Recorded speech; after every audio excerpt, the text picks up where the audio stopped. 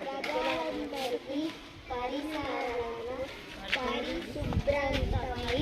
మరియు ప్లాస్టిక్ నిషేధంపై అవగాహన కల్పిస్తూ మహిళలలో ఉన్న పాత వస్తువులు మరియు సామగ్రిని సరిపడి చెత్త సేకరణలో భాగంగా తొలగిస్తామని ప్రజల స్వాతంత్ర్యము గుంతలు లేని రోడ్లుగా